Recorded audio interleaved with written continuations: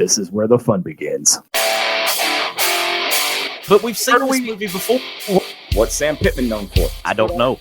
Exactly. Is the Arkansas athletic program cursed? But you never know what the loudest mouth in the fan base and his wild band of misfits are going to say. I have a river of Kool-Aid for basketball.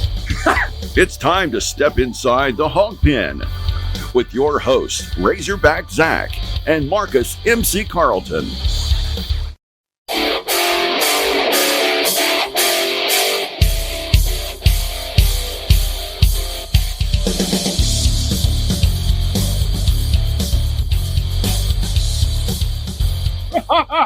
Let me talk to you.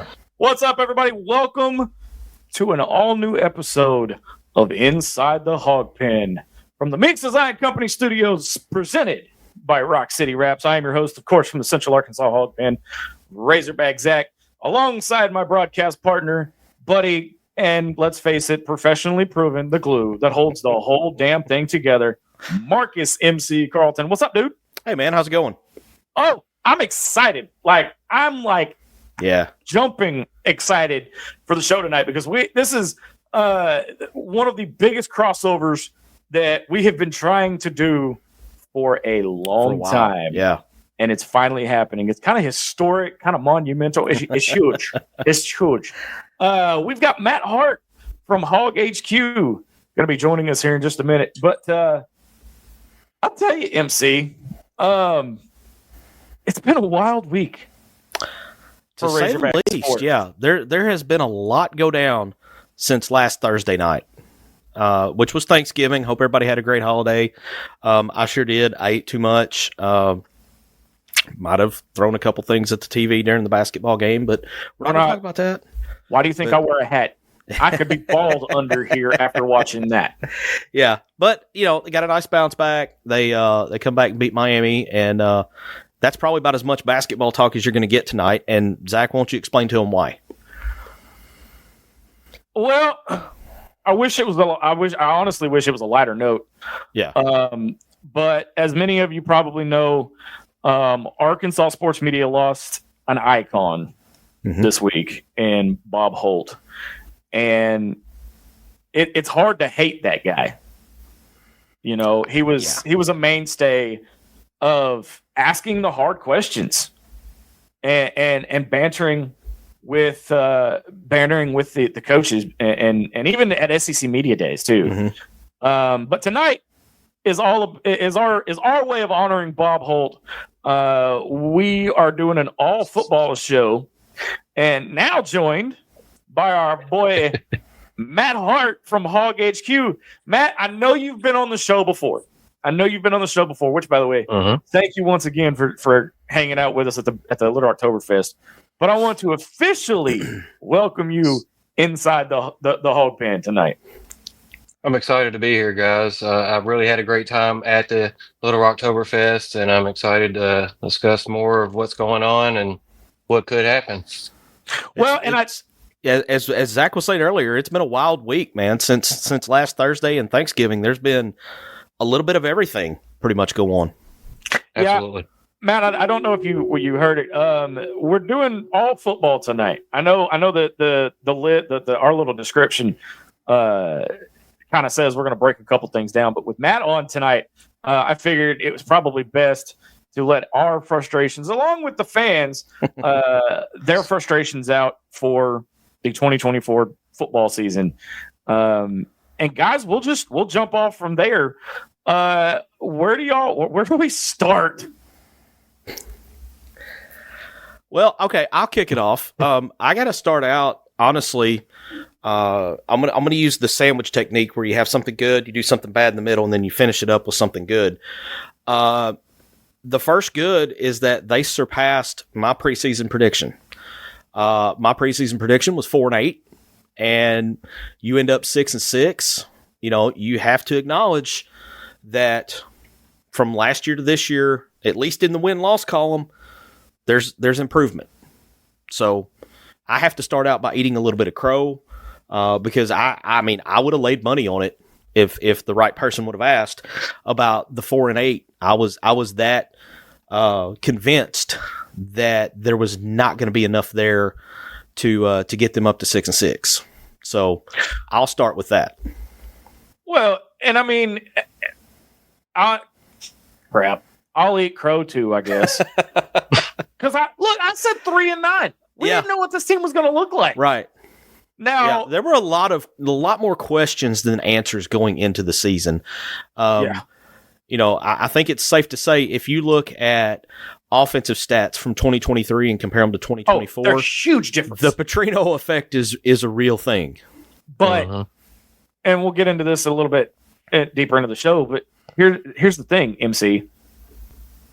Moving the ball and having those offensive numbers jump is great. Yeah. It's fantastic. But it means absolutely dog poo if you can't get into the end zone. Yeah. I'll use this as an example. Last year, KJ was setting all those records, right? Right. What are you going to remember in 10 years about the 2023 season? Is it KJ setting all those records? Are you going to look? Are you going to look at the 4-8 record? Yeah, I'm going to look at the 4-8 because I'm a bottom line kind of guy. Yeah, Matt. What about you? I'm sorry. I don't remember the team kind of quitting last year. So I don't remember the Mississippi State 7-3 loss. Oh my God. Ugh. Yeah, stuff like that is going to stick out to me. As far as this year, though, I predicted them to be 6-6. I thought they would possibly do 7-8 wins. It happened a little differently than I thought, but the offense, like you said, was drastically improved from in the hundreds to in the top half of the nation and in the top 10 in some categories. And the defense held up for the most part, except for an exception of a couple of games where I don't know what happened. I guess that somebody we were tipping our hand a little bit and they figured it out, and then we had to readjust on the bye week. But there was a lot of meat left on the bone with the penalties, the turnovers, players running wide open. But you can only hope with everybody being the staff expecting to be retained and Green coming back that he can grasp the offense a little more and we can progress and he can know that guy is going to be there as opposed to not even looking his way a lot of the time and having Petrino saying, why didn't you throw that ball? Yeah. So, Matt, do you think in regards to Talon, and I mean, we've all seen the breakdowns that DJ Williams does where he points out, hey, here's what Talon missed. He missed. The ball should have been out at this point. This receiver's running wide open. Do you think it was more of the fact that Talon being didn't trust himself, or he didn't trust, that his teammates would be where they were supposed to be? Or do you think it's a little bit of everything? I think he was too much in his head. I think he wasn't playing. He was thinking and not playing. Mm-hmm. He was too busy trying to process the play and what the defense was doing as opposed to knowing the play, knowing where your guys are going to be and adjusting to what the defense may throw them off on if you have option routes and whatnot. So I think there's a lot of that I think could be cleared up going into next year with a lot more familiarity. Because in reality, he only had a few months to learn Bobby's offense. Right. So what you're saying, Matt, and I've been watching Top Gun Maverick today. Don't trust your instinct. Don't think, just do. Right? I mean, it fits. It fits, doesn't it? But here's the thing. And my biggest gripe with Talon has been the same since his accuracy. And the fact that he was making the same mistakes in game 11 that he was making in game 2. That is something that's alarming. That is alarming, but you can only hope that with an off season that maybe he can do that. And maybe he didn't trust the other receivers. I mean, you had Broden dropping passes all the time. Right. And you had the only person he could trust was Armstrong until it seemed like the end of the year when he finally started throwing it to Tesla. Yeah, but he tried to get killed a couple times. Yeah, that was my thing. When Luke Has actually got healthy, I was thinking once he got back and got healthy and got in the groove, I'm like, okay, dude's about to explode. We're about to see him become the weapon that he was last year, prior to getting hurt at A&M. And for whatever reason, it just never happened. And it's not. I don't think it's a Petrino thing with his offense, because if you look back over the history of his offense, you had DJ Williams, you had Jeremy Sprinkle, you had there was another guy in it, Chris Gregg. I mean, the tight end was highly utilized under Petrino's offense. And so I don't know if it was a communication thing between quarterback and tight end or what, but that bothered me a little bit to not see the tight end being utilized, especially when I would go back and try to watch some of those breakdowns, and you would see Luke Haas is sitting out here on this little crossing route wide open, and he never even looked in his direction. But again, like you said, maybe with an off season of being able to study his film in this offense, maybe that'll work to his advantage, and he can come back next year and be like you said. He doesn't have to think; he can just do. Mm-hmm. Well, but at the same time, I mean, think about it, guys. All right, Sam Pittman's been here 5 years. Mm-hmm. His best year so far is 2021. Mm-hmm. Okay. Yeah. Does he know what he's doing? I mean, I'm not. Look. Tell us how you really feel, Zach. Look. You don't look. Y'all don't want me doing that. Y'all don't look. I know what you're getting at. Yeah. It's just. You have to, and again, I'm not dogging on him. I'm not a sunshine pupper. Everybody knows this. I'm a realist. I call it straight as like I see it. Okay. But at the same time, you have to wonder, the mistakes this team are making are coachable mistakes. Yeah. And it all starts at the top. So we either have a head coach that, one, can't coach and evaluate, or two, can't recruit, or three, we have an administration above his head that doesn't give a damn about the football program. A little foreshadowing into later in the show.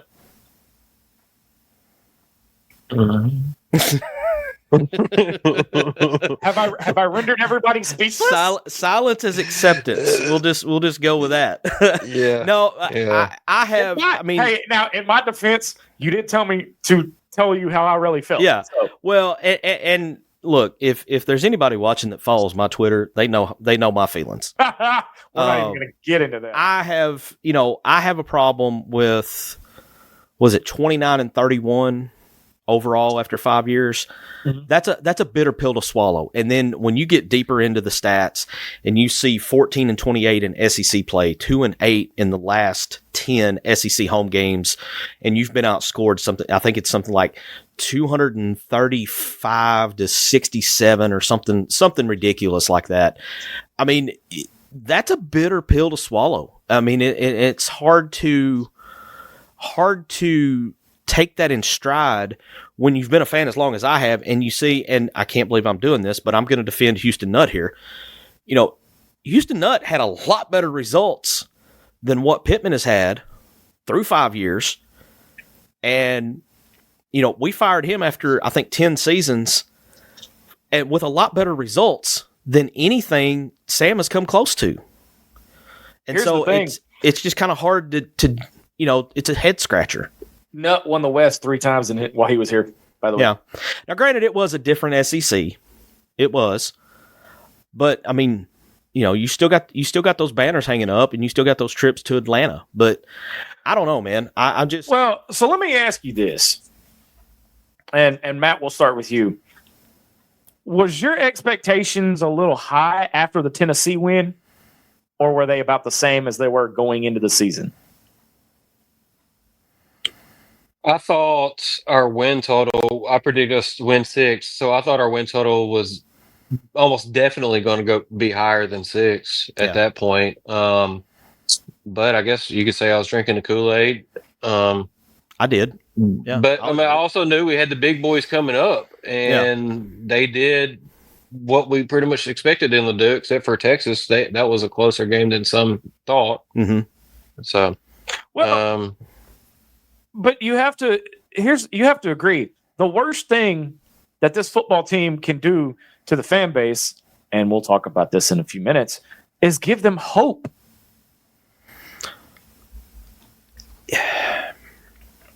That's the life of an Arkansas fan. Yeah. It's an abusive relationship. Look, they break our hearts every year, and we keep coming back. We fans, and I'm including myself in this. All right, we're going there. When it comes to basketball, I'm the worst at this. When it comes to basketball, I'm a little more tempered at football. But we the fans, we don't have middle ground. we are either rolling around in a pile of manure or we're up on cloud 9. There is no middle ground. And like I said, I'm including myself in this because I tend to be the same way with hoops. But that Tennessee game, it did. My expectations changed a little bit after that because when they pulled that one off, I thought, okay, my prediction's going out the window. And, I started looking at what was left on the schedule and thinking, God, man, if we could just find a way to beat Mizzou, 7 or 8 should be a shoe-in at this point. Yeah. And it just, I should have known better. But, that Kool-Aid, it went down pretty easy, Well, it didn't help that we were going into a bye week. And so that yeah, you got 2 weeks of it, yeah. I think it kind of carried over. But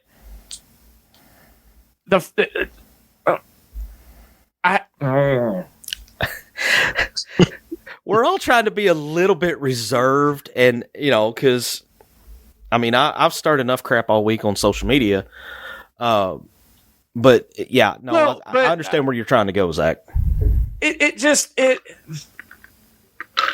You have to think.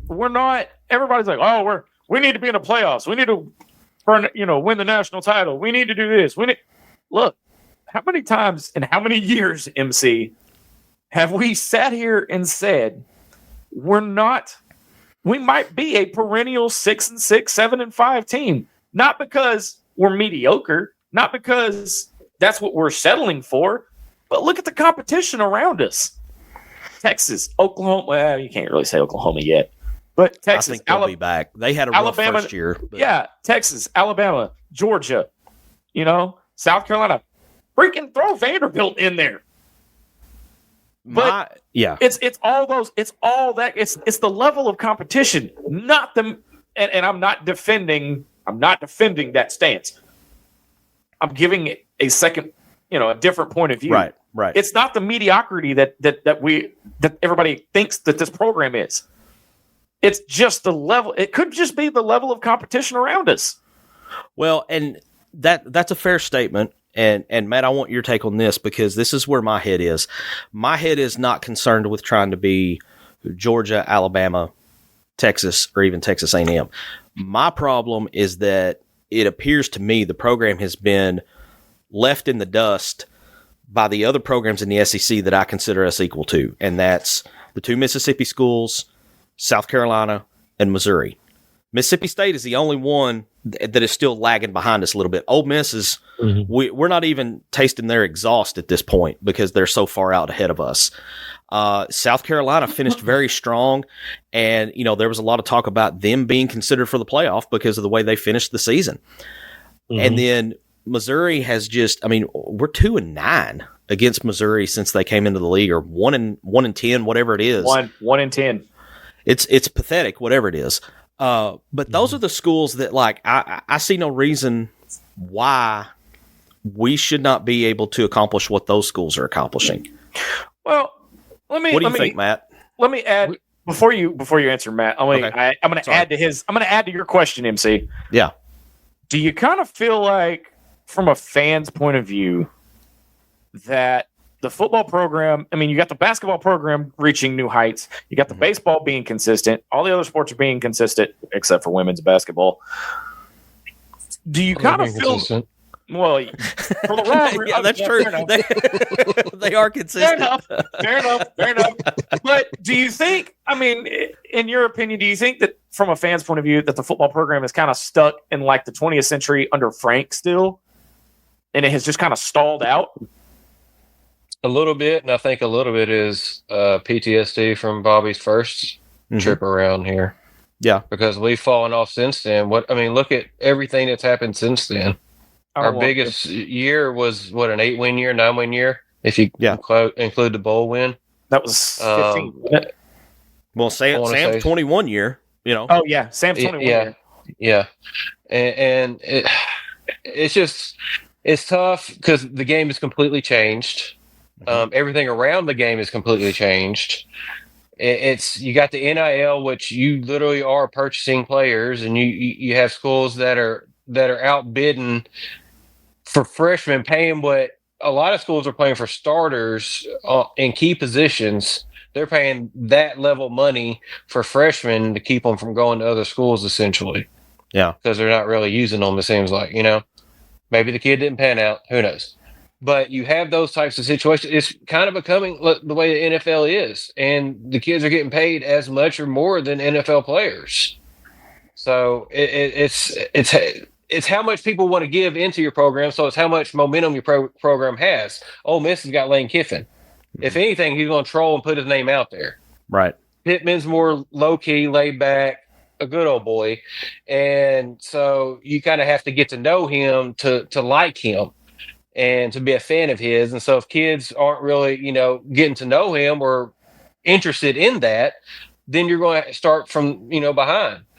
And Kiffin, he's out there so people know that name and they're associating it with winning and, all of his pedigree and where he's been. So I think you have a lot of those things going against you. Missouri had a huge influx of money last year in the offseason that contributed to their class. Yeah. Albeit you could say it didn't pan out, but they did beat us. So you have a lot of that going on, and you kind of have the opposite with Arkansas. They're in a situation where you have a small amount of boosters that are wanting to contribute, and they're wanting everybody that gives away money, especially when it's your money and not corporate money. You're going to want a return on investment in some fashion, and they're getting tired of seeing kids walking away after 1 year when they got tens to hundreds of thousands of your dollars. Yeah.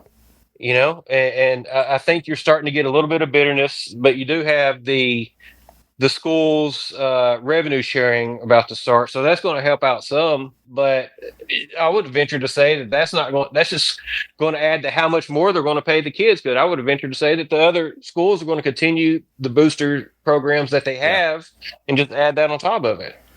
Yeah, I mean that's we have talked about that in previous shows that the revenue sharing may help a little bit, but I don't think it's going to be the savior that some people are claiming that it's going to be, because the collectives are not going to go away just because the revenue sharing is kicking into place. So for easy math, let's just say Ole Miss has $50 million in their collective. I know they don't have that much, but we're going to do it for this example. $50 million, and then Arkansas has, let's say, $10 million in theirs. All right. Well, they're going to have equal revenue sharing because that's going to come from the SEC. So that money's going to be even. So all things considered, they're still going to be $40 million ahead because of them starting $40 million ahead. And I think there's a lot of people that they're not looking at it deep enough to realize that yes, Arkansas is going to get the revenue sharing and it's going to bring more money into it, but we're still going to be behind the eight ball in regards to recruiting because everybody's getting the same amount. And it's not, what you had prior to getting that amount in, people who had more than Arkansas at that point are still going to have more than Arkansas. That's just the numbers are all going to be inflated. Mm-hmm. All right. We are going to step away. We got to catch our breath. But there is more football talk, and we're going to touch on this NIL rev sharing and how it could impact everything. And more coming up on Inside the Hawg Pen on the Sideline Radio Network. Back right after this.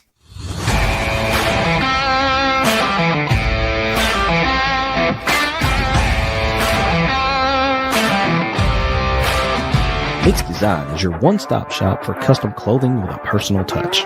At Mix Design, we can help you tell your story through your wardrobe. Your imagination on a hat, shirt, pullover, or nearly anything wearable. And while you're picking out some custom clothing, check out the one-of-a-kind handmade soaps from the Bobcat Soap Company. Find us on Facebook and let us create custom swag just for you at Mix Design. Hey, Hog fanatics. We at Inside the Hawg Pen are thrilled to announce that SeatGeek is now a sponsor. As brand ambassadors, we're excited to share that SeatGeek is a ticket app that simplifies the ticket buying process for all your favorite events. They provide a 0 to 10 score for each ticket, with green indicating a good deal and red indicating a not so good deal. As a special offer, Hog fanatics can get $20 off their first ticket purchase by using the code INSIDEHOGPEN. Check out our socials for the link and remember to use the code INSIDEHOGPEN. Yeah!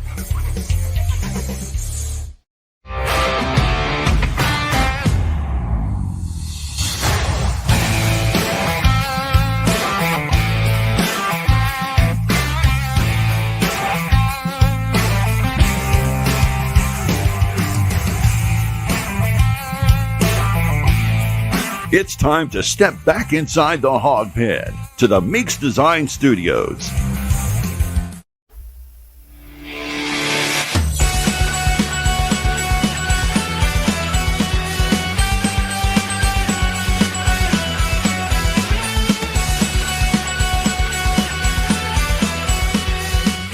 All right, welcome back to Inside the Hawg Pen on the Sideline Radio Network. Razorback Zach, Marcus MC Carlton, and what is a huge monumental crossover that has been months and months and months in the making, joined by special guest from Hog HQ, Matt Hart, officially making his real debut in the pen. Guys, I want to first off, guys, for those of you that are listening, if you guys want in on the action, leave us a question or comment in the Camp Productions live fan feedback, and we're going to try to get to you as fast as we can. I want to bring some of these in, and we'll just start with royalty, MC. Yep. Casey's up in the house. What's up, Casey? James Harris says, good evening from Seven Oaks Steakhouse and Seafood. Sorry. As I live and breathe, he's alive.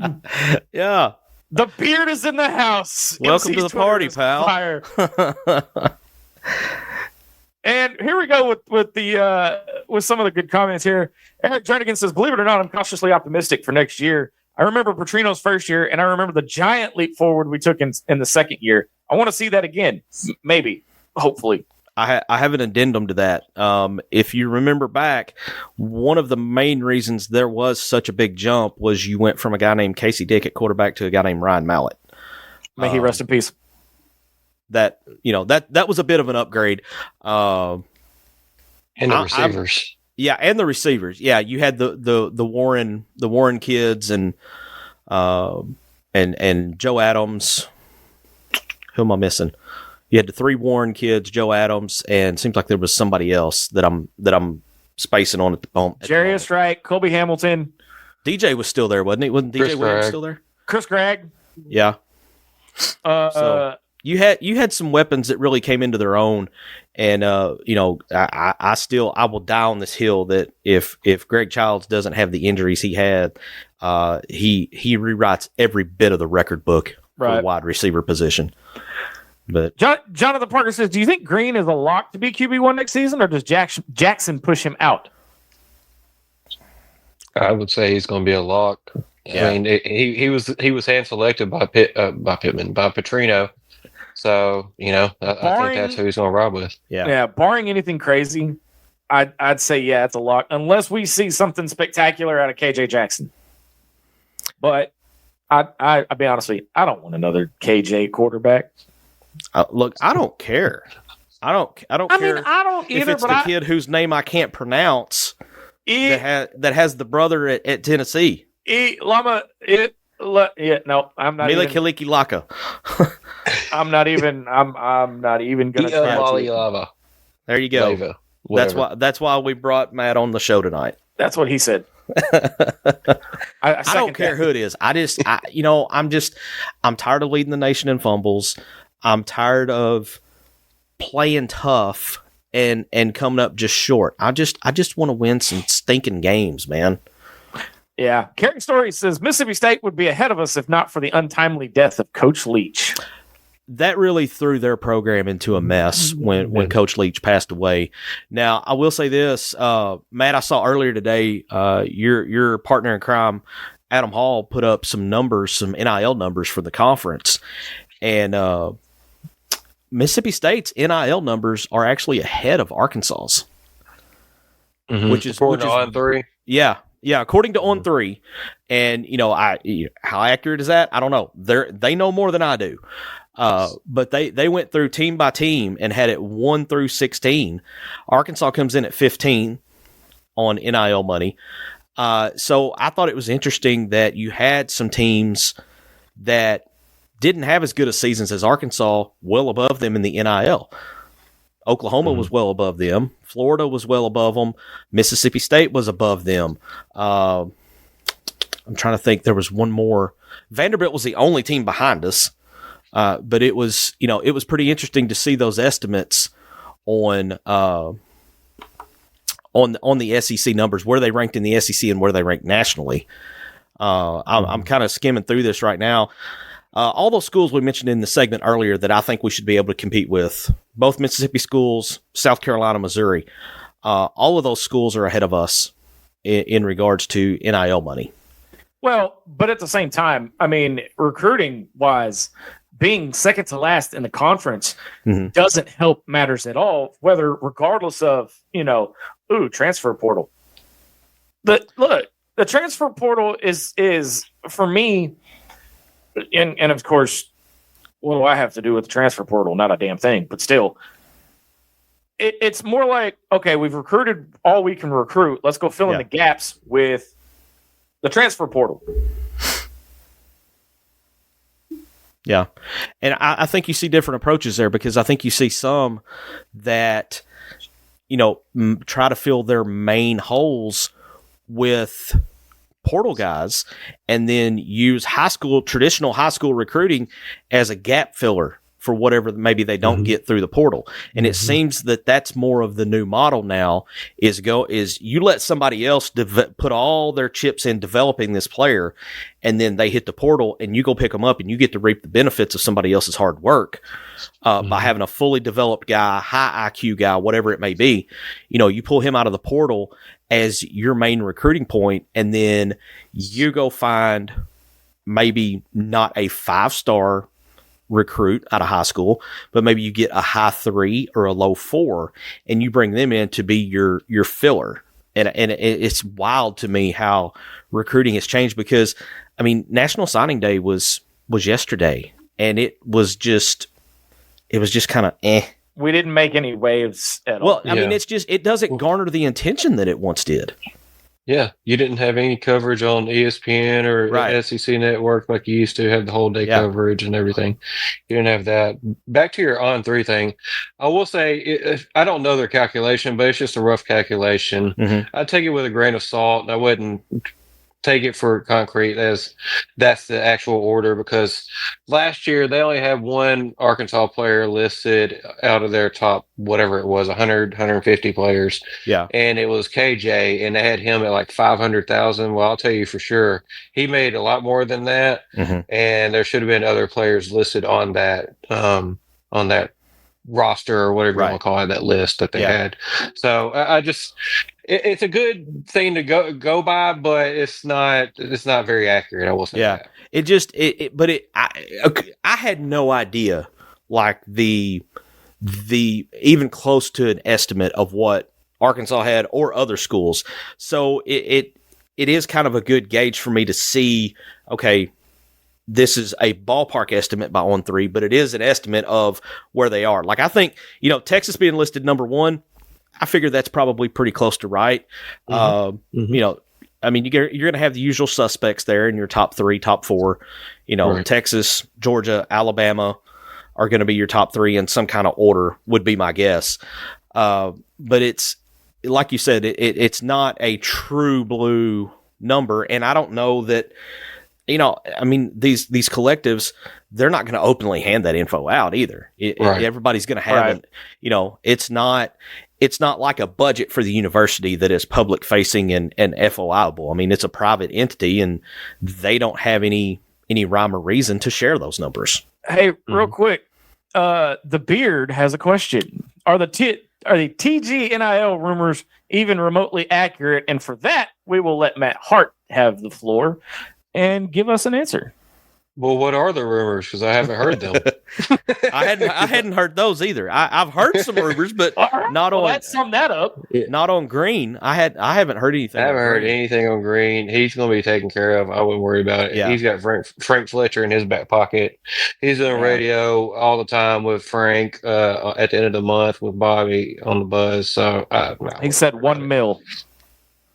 $1 million. I haven't heard that's how much he got, but with the way the things have escalated, I could, and what they've paid KJ in the past, that's kind of in the ballpark. I would say that would be the most that I've heard we've paid somebody, if that were true. But I haven't heard that number. Well, and you also got to take this into consideration too. The scale of what guys are going to get paid. Take the revenue sharing out of it, but just straight NIL with what Dave Portnoy did with the recruit at Michigan. given that quarterback recruit that flipped, I think, from LSU to Michigan, $12 million NIL is what's being reported out there. I mean, if that's the case for a kid that hasn't even stepped a single foot on campus yet, I mean, I could see where Taylon's representation would go in and say, "Hey, we deserve $1 million." I mean, I don't think that's that's with not asking for the moon record. Well, but he has proven that he could do it in the toughest conference in the country against the toughest competition in the country. Whereas this kid from Michigan, Ole Miss dropped 63 points on us. They didn't drop him on Taylon. Dropped it on the defense. But again, he can move the ball. But it doesn't mean diddly crap if he can't get it to his receivers. Or we can't hang on to it since we led the nation in fumbles. Which let me shift gears here real quick, and I want MC to kick this off. Oh boy. Let's talk about we're talking about the transfer portal. Yeah. We've had some big names so far and some surprising names hit the portal. Yeah. And I don't think we're done yet. If you follow our, let's see, let me go this way. If you follow our buddy over here on Facebook and you're good at reading cryptic posts, we're not done yet with guys hitting the portal. And I'll just leave it at that. Well, but guys, we've seen every year since this new transfer portal, because we've always had the transfer portal, but back in the day, it was you had to sit out a year. Well, now you can immediately transfer. Well, and there was a lot more red tape to jump through back then as well, because I think back to Broderick Green transferring from USC back home to Arkansas. Apparently, there was a sick family member or something. It almost didn't happen because it almost didn't get approved. And apparently that was a very legit, I think it was his grandmother or something that was dying basically. But now you can go in and you can just decide. I mean, we saw it early in the year. Guys would go on Twitter and say, "Hey, I think I'm going to redshirt because I'm going to enter the portal at the end of the year." And there was nothing that could be done about it. The coaches had no authority to, this shocked me because this was the first time I'd ever seen players declare themselves to redshirt rather than them being assigned a redshirt. And it's just kind of a state of where we are right now. It's all because of the money. You've given them the money and their egos, and they think they're invincible and have so much power. And in a way they do, because they can't get benched. Right. Unless you have a lot of depth. Yeah. Well, but in a way, there's no and MC, how many times have we said it this season? There's no loyalty to programs anymore. It's all about where I can get the most money. The bag. It's about the bag. I mean, and that's the thing with Pitt is his philosophy of he wants guys that want to come to Arkansas. Would y'all want to come to Arkansas right now in the state of things? I mean, if you're going to pay me. I mean, let's just face it. I mean, that's what it is. If I'm looking at it and I'm an 18-year-old or I'm a dude in the portal, let's say I'm a G5 guy that I'm all conference player of the year and I'm looking to hit the portal. I'm not going to go somewhere just because that was my favorite team growing up. I'm looking at who's going to, make the biggest financial investment in me, because that's what it's about now. It's about me getting my bag. So Sam Jones comes in and he says the Razorbacks didn't have a talent parity. Oh, that's right, the first time. Or NIL issue this season. They had a lack of effort, execution, and fundamentals, and a coaching issue. Stating anything less is lack of accountability. I think he sums it up perfectly right there. I don't feel like this team quit as much as the team did last year. I mean, there were a couple times that I was just like, really, but it wasn't, 2023. I mean, they threw in the towel way early on the season. These guys, for the most part, I felt like the effort was there. Yes, I agree that there is a coaching issue, and I'm of the opinion that you can have all the NIL in the world, but once you get them here, you still got to have somebody that can coach them into being a team instead of being a bunch of very talented individuals. And on football, it's a big deal in basketball, but it's a much bigger deal in football to have the cohesive unit. And if you've got all these guys and you don't have a coach that can bring them together, not just build the camaraderie and the chemistry, but you have to coach these guys on how to do things a certain way. Because I don't care what high school you're playing in, high school to the SEC or high school to the Big Ten, that's a jump that 98, 99% of the guys can't make without some kind of coaching. Okay, so it's December, right? Yes. What Christmas movie are they watching during halftime this year? I'm just curious. I'm just asking. I saw a question over here. I want to go back because I want to throw it to Matt. I got to find it though. Y'all keep talking. Who's it by? Well, I don't remember. It caught my eye and then it went away. So I'll have to find. I'll look and find it. But we can keep kind of moving forward. So Matt, what is your take on the current state of this program? I think the higher ups, being Yurachek and all of them, are doing kind of what they have to do financially with the way things are, and I feel like it's financially responsible to do it the way they're doing it. Now, is it maybe the best outcome for the best results immediately? Maybe not. Who knows? We are having retention. We are bringing back our quarterback stuff. We are losing receivers. Yeah. So that's going to be a big thing. I think it can go. I'll put it like this. I was thinking this while you were talking a minute ago. I didn't want to say it, but I'm just going to say it. I would almost guarantee Pittman is going to be out within 2 years, one way or another. Mm-hmm. Either he's going to be forced out or he's going to retire. And I've always said he's going to retire. Yeah, that's August Q. So I think it'll be a forced retirement if anything. But I feel like he was going to retire last year, but they had a bad season, so that threw a wrench in it.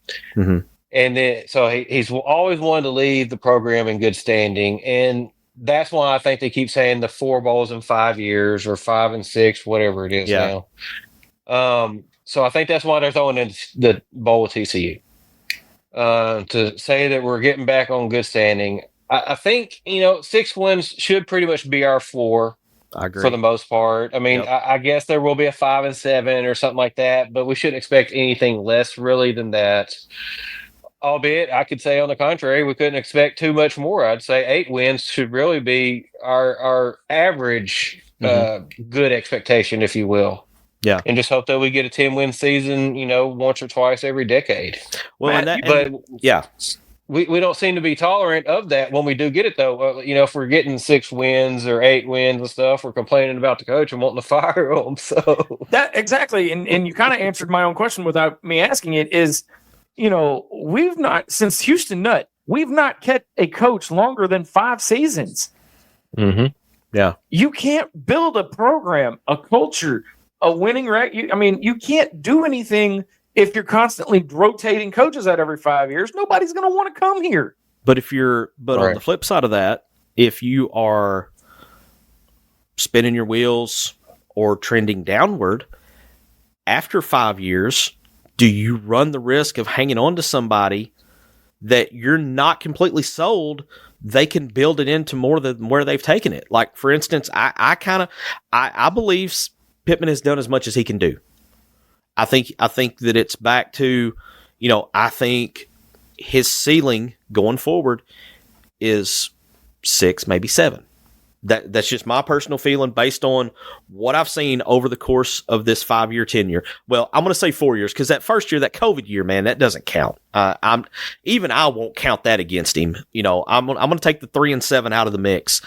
But if you look at it, And I ruffled a lot of feathers when I put this out on social media in one of my Pittman rants, but his best team came full of guys that he didn't recruit.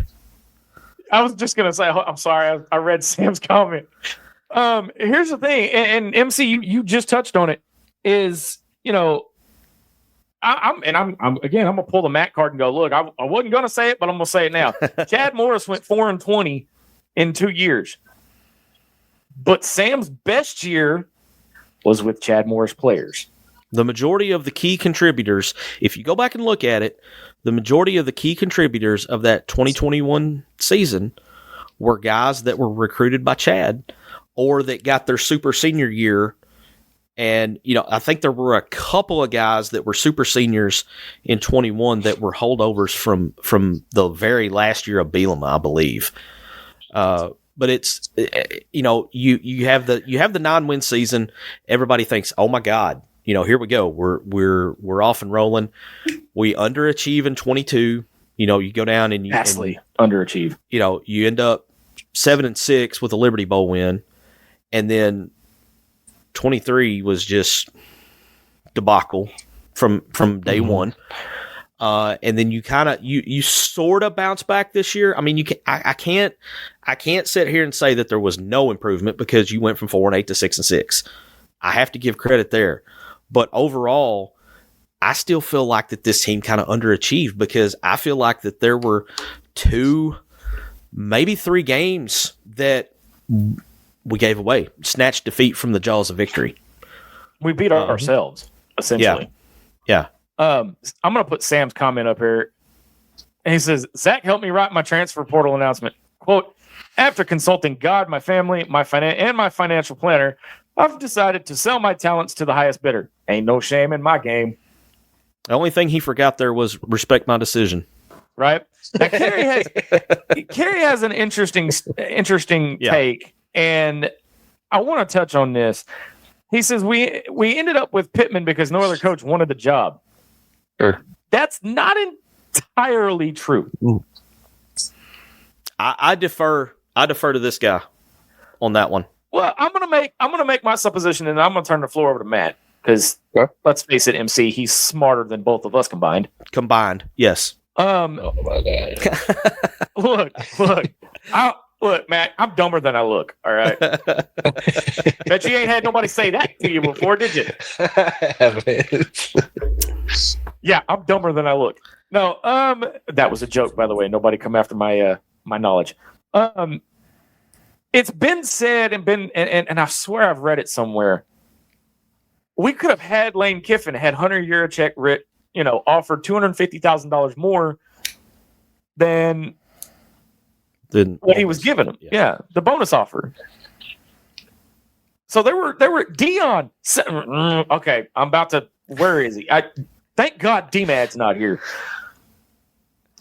Prime wanted the job, but we didn't hire him because he had no coaching experience. Look at what he's doing to Colorado. Well, and the irony of doing at Ole Miss. The irony of not hiring him because he didn't have any head coaching experience, and then we turn around and hire Pittman. But and I don't know if the Dion. I know the Dion stuff. It's been. I think it's been verified that he interviewed, but I think that was more of like a courtesy to Jerry Jones than it was a serious interview. It was done. It was done on a runway, if I recall, in Dallas, and on Jerry's plane, I want to say. But that you could say in a way maybe it was just a favor for Jerry, but the knock, the comment from what I heard from Hunter back to Dion was you haven't had to break down film in a game yet, right? And that was the biggest thing, and Pittman has. So that's the difference between them. And he's had to go recruit. Dion hadn't. So who could say Dion didn't walk in and start having recruitment violations because he didn't know all the rules or something, right? So I mean, I'm just making up stuff, but you get where he was coming with that. Lane Kiffin, very good point, Zach. That was one. That one was basically a gentleman's handshake agreement that he wasn't going to talk with anybody else, and he immediately started talking with Ole Miss. Did we not learn our lesson with Gus Malzahn? I wanted Kiffin. I really wanted Kiffin bad. Like to the point that I'm surprised he didn't block me on Twitter, because almost a daily tweet was me adding him directly and going, "Come to the UAF." Okay. Because when he was at FAU, that was his tagline for everything, "Come to FAU." And I mean, I was doing it daily. I mean, obviously I didn't have any money to throw in the kitty, or I would have done that too.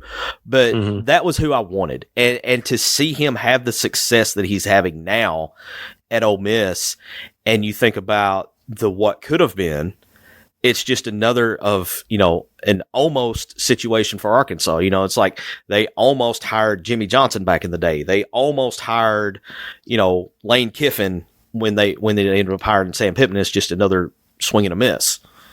And it's just like, golly. But, here we are. We've got what we've got, and, embrace the suck. I mean, embrace the hog. So, right. Well, on that note, we're going to take one last break. And when we come back, we're going to wrap it up here on Inside the Hawg Pen on the Sideline Radio Network. Back right after this.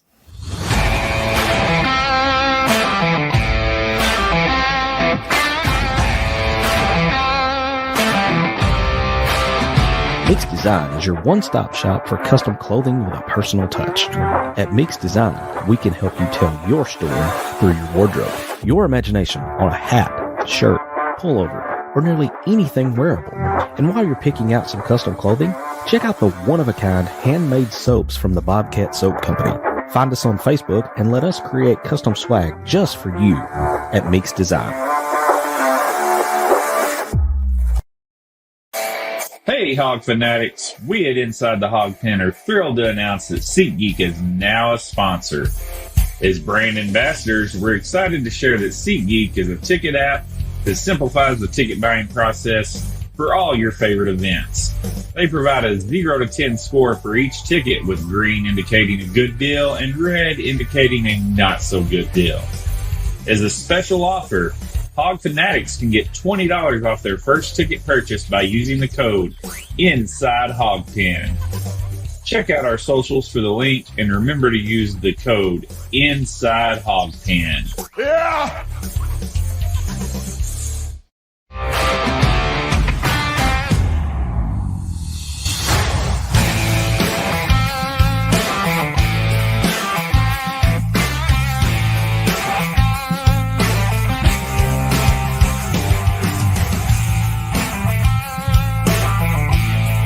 It's time to step back inside the Hog Pen to the Meeks Design Studios.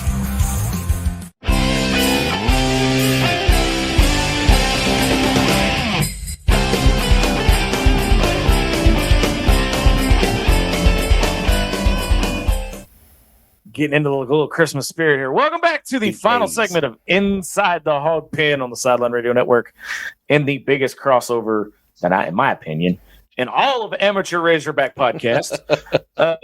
Special guest Matt Hart from Hog HQ joining us here in the pen.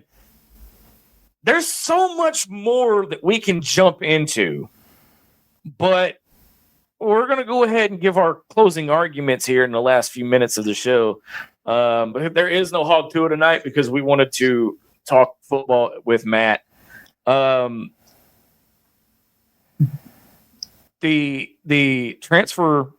mass exodus, the transfer portal, whatever you want to call it. I don't think we're anywhere close to being done yet.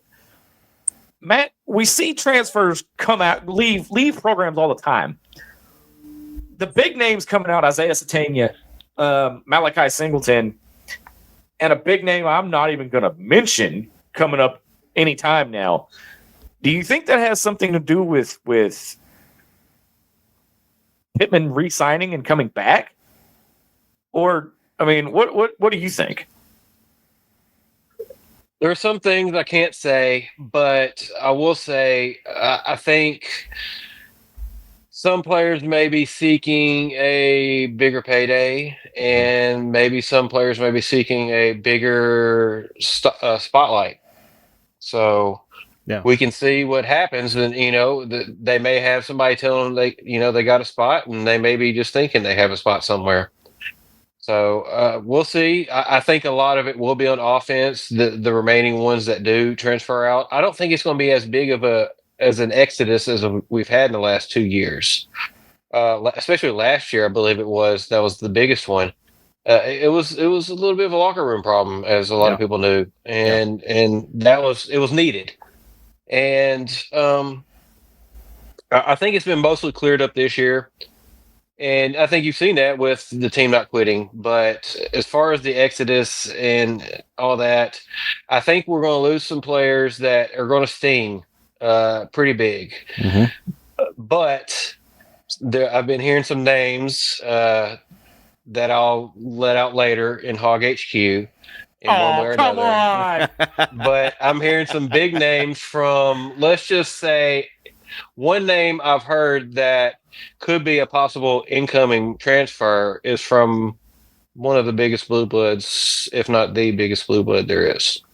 So I see what you did there with that. Okay. Sliding that plug in for your show. I like it. I see what you did there. I see what you did. That's smart. Smart.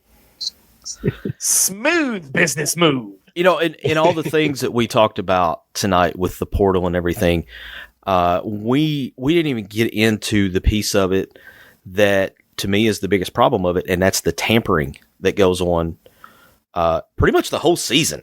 You know, it goes on all year long. You know, you can't do that in the NFL. Any pro sport, tampering is a no-no. It gets you fined. It gets you, it gets draft picks taken away, whatever. There are no rules when it comes to this now in college sports. And I think that's a huge issue and going to continue to be a huge issue going forward, especially when the rev share comes in and whatever else happens with conference realignments or whatever. But the tampering and, sending back channel communications to Taylor Green saying, hey, if you can get that at Arkansas, well, there's pretty good chance if you come to insert name here, you could double or triple that. And it's not just happening with Arkansas. It's happening all across the country. It's happening everywhere. I think that's why you saw I don't have any info to back this up, but just my gut feeling is that's why you saw Keyshawn Judkins go from Ole Miss to Ohio State after last year. It's just it's one of the ongoing problems that they've got to find a way to put some kind of parameters around it to where it's not just the wild, wild west like it is. But, we can talk more about that on another show because I know we're out of time. But that's a huge element that is not really getting a lot of spotlight. Mm-hmm. Yeah. Mm-hmm. Got a few more last few bit of comments, but they're kind of coming after Matt a little bit. It says, we have a total of 15 receptions returning a wide receiver. This was a huge exodus, my guy. Probably biggest in Razorback history. Well, a lot of them were seniors and whatnot. You got Tesla and all that. Satania's the only receiver that you've had leave so far. Brandon Laughlin wants to know, give us just one name. One name? Ty Washington. Yeah.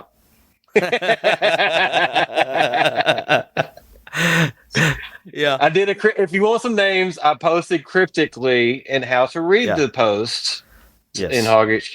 Yeah. If you have seen any of his past cryptic posts, you can go look at it and you can decipher it for yourself, like I did. But if you know what you're looking for, it's there. We have the other half or the other third of Hog HQ in the house tonight. Adam Hall. What's up, Adam? What's up, Adam? Eventually, and while we're wrapping up, we are going to have more podcasts coming out. But with the holidays, it's a little hard to get everything scheduled. But trust me, stick with ITHP. I'm going to tell you this: the new era begins January 3rd, 2025. So you're not going to want to miss the big announcement coming up. I hope as soon as December 30th is when we can announce it. But you want to do one more? Yeah, I just threw that one up there. All right, what we got? Kyler Gamlin. I'm sorry if I butchered your last name. I heard Luke. This is what he said he heard. I heard Luke Haas got an offer from Georgia, hence why he missed his radio interview as well. Don't know. Luke has not said. There's not been any kind of official release from Luke saying that he was entering the portal. Right. All right. So we're going to go around the table here, and I promise, Matt, eventually we're going to get schedules lined up where we can have ITHP and the full staff of Hog HQ on. Now you're talking massive crossover there, buddy. That's going to be huge. It'll be like the whole Hall of Justice sitting around the big table, you know? Don't let. You realize that would mean putting the Joker in the Hall of Justice. Well, fair. That's fair. Or the Penguin, depending on what day it is. But Matt, we're going to go around the table, do final thoughts. What are your final thoughts on this football team? And give us your overall grade. Overall grade, I will give us a B-. And the only reason I give us a B- is because we drastically improved on offense. Even though we left a lot of meat on the bone, as I said earlier, we drastically improved with Bobby. We got him coming back more than likely. So I'm optimistic. I feel like we could turn things around, albeit we have a very tough schedule next year. Mm-hmm. I still think if you get some good receivers in, somebody like an Andrew Armstrong, like we found out of the portal from a JUCO, we can really, really improve on what we've done. I'm not saying we're going 10 wins or anything like that, but I just feel like we can really build something if we can just get a couple of key pieces in. Yep. MC, what about you? I'm going to go... Man, I was going to go one way, and then he brought up the whole improvement on offense, so I feel like I got to bump mine up a little bit. I was going to go C-. I'm going to go up to a C, and it's strictly because, like Matt said, the improvement on offense was there. You can look at the stats and see it. Now, a lot of people argue the only stat that counts is the win-loss column, but it was a step forward. You went from 4-8 to 6-6. I will acknowledge it's a step forward. Do I feel like that we still underachieved? Yes, I do. Like Matt said, there's a lot of meat left on the bone. I could take 2, possibly 3 games and be like, you could easily take these games out of the loss column, put them in the win if you change 1, maybe 2 plays. And in year 1 and year 2, I can stomach that. In year 5, it's a little hard to accept that those kinds of mistakes are still costing you wins. So I'll go with a C. I'll go with a solid C for it, average. And, just you got to keep the pieces together that you've got. If you can keep this staff together, as far as your coordinators specifically, keep Ronnie Fouch as your wide receivers coach. I think you've got some pieces here that, maybe you can put some things together and take another step next year. But it doesn't get any easier. The non-conference schedule is a lot harder next year. So we'll just have to see what happens. Yeah, I got to agree with both of y'all. I got to give it a C. Moving the ball, like I said, and again, all the true fans come after me on Twitter. Well, they've been after me. Being a naysayer. You're not a true fan. You keep criticizing the team. Guess what? I criticize the team all I want because I'm a realist. I just call it like I see it. Here's the thing. I've said it once. I'll say it 1,000,000 times. It's great that we're moving the ball, but it doesn't mean diddly snot if you can't get it in the end zone and win a ball game. Yeah. Mm-hmm. So there's a lot more to cover when it comes to football, but we are out of time. Big thank you to Matt Hart from Hog HQ for joining us. Hopefully not for the last time. I'm hoping he comes back. We'll get Matt back over here in one of our episodes where we've got some hoops to talk about. Oh yeah, but get him in the middle of that too. We got hoops on the horizon, and MC, man, it's been a great one. It has, man. This has been fun, Matt. Appreciate you coming over, man. Appreciate y'all having me. I would love to do it again. Big thank you to all of you guys listening tonight.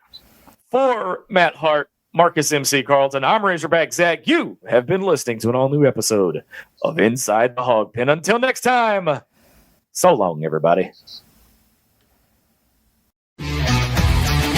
Thanks for watching this episode of Inside the Hawg Pen. Listen anytime on your favorite podcast provider, and be sure to follow us on all our social network channels.